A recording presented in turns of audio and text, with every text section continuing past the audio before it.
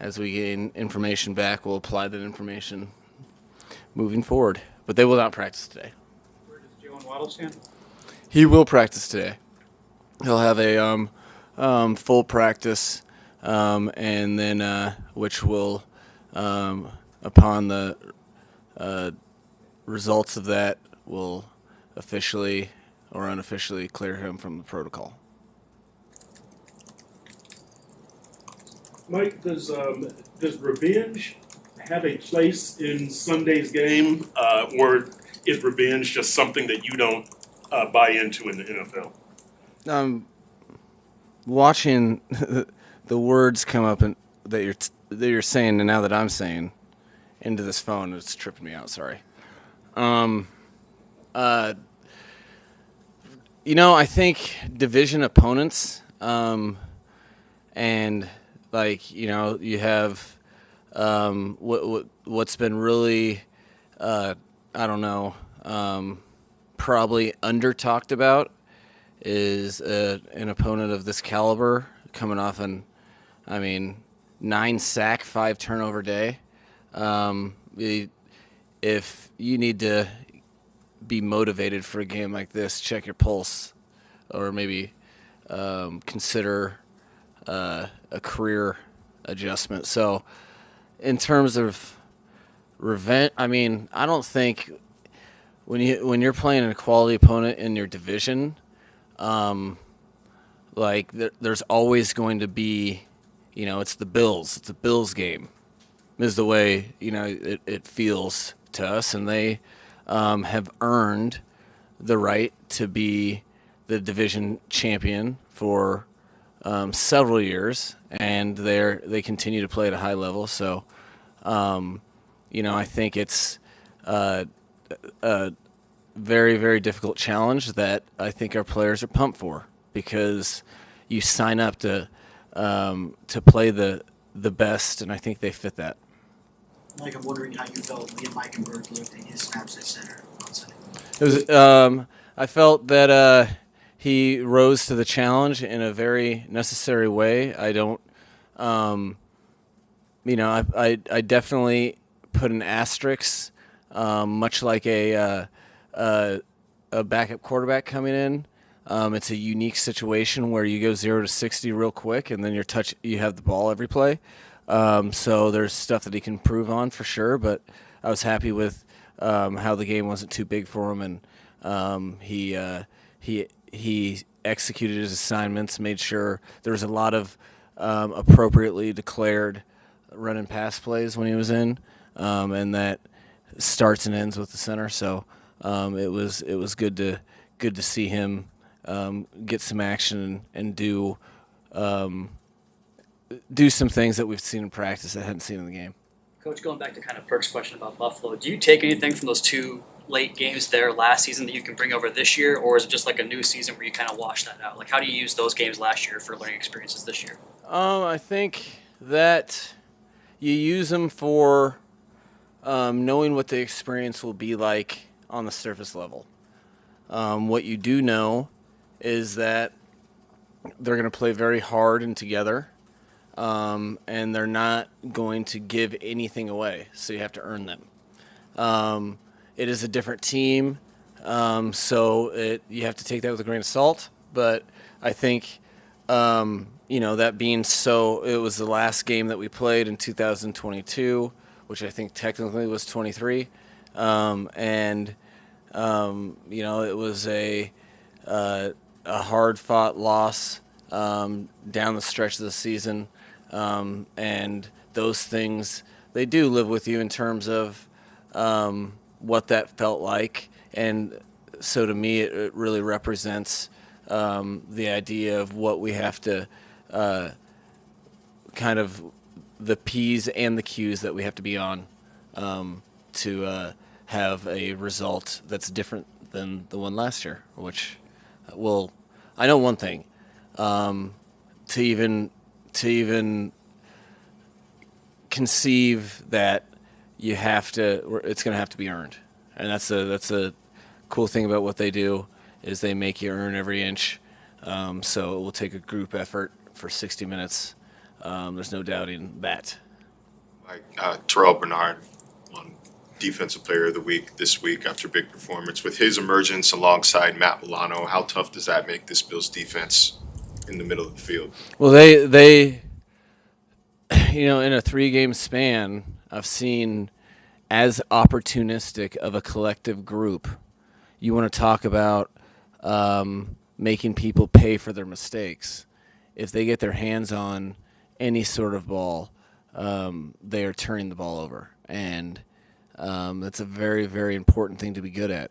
And there's a lot of things that go into play.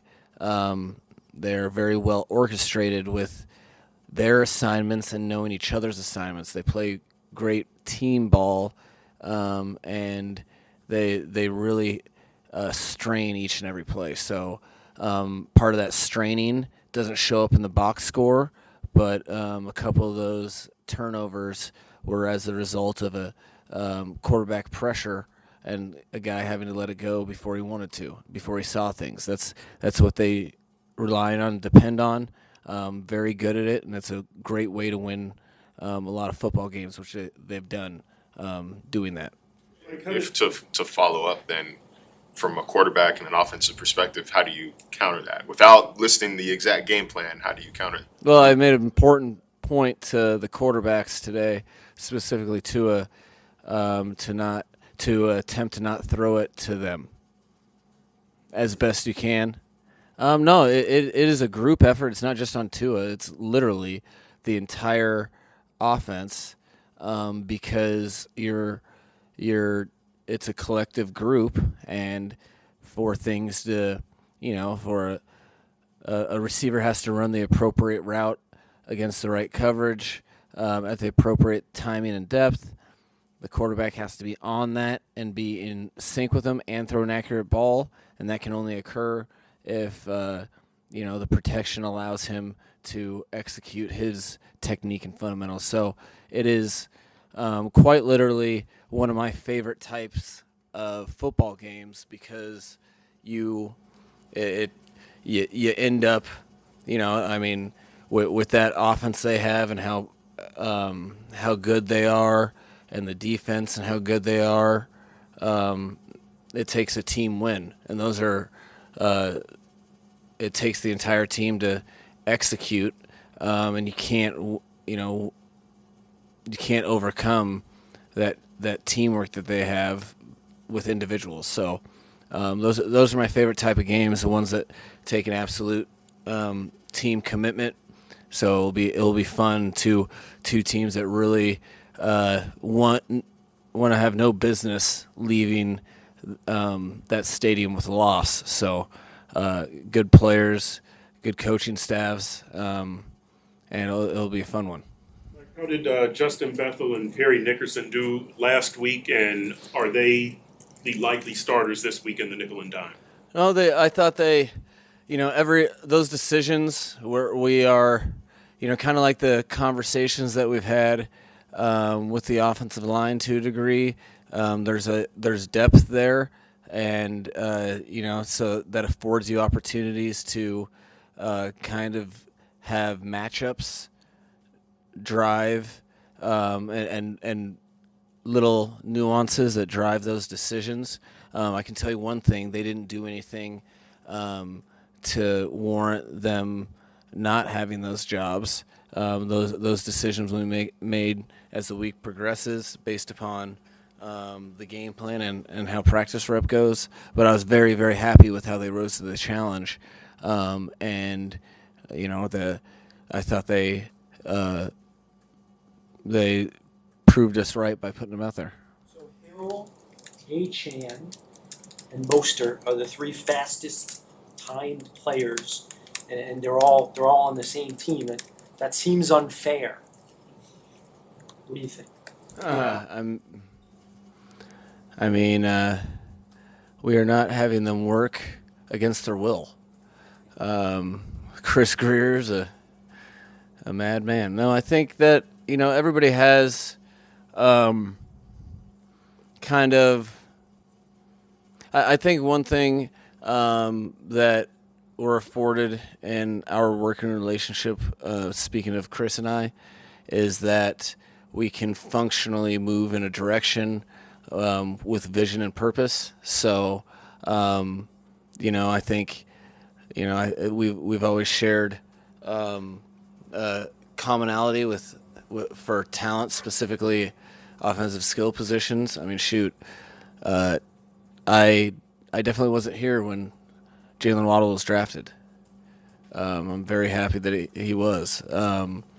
But we have a lot of guys that can run, but there's a lot of guys in the league in general that can run. It's different being a fast guy that's a football player, and I think that's what people are starting to see is that they can not only flourish as football players independently, but they are starting to find a little groove on how to play with each other. So all of that is cool and fun, and I'm sure there are a lot of clippings that are up in Orchard Park right now, but I promise you our opponents could care less. They were able to put together some impressive performances thus far, but no one cares. It's on to the next. I know some of this predates you, but based on your conversations with Chris, do you think that this was like a concerted effort? Let's put together the fastest team the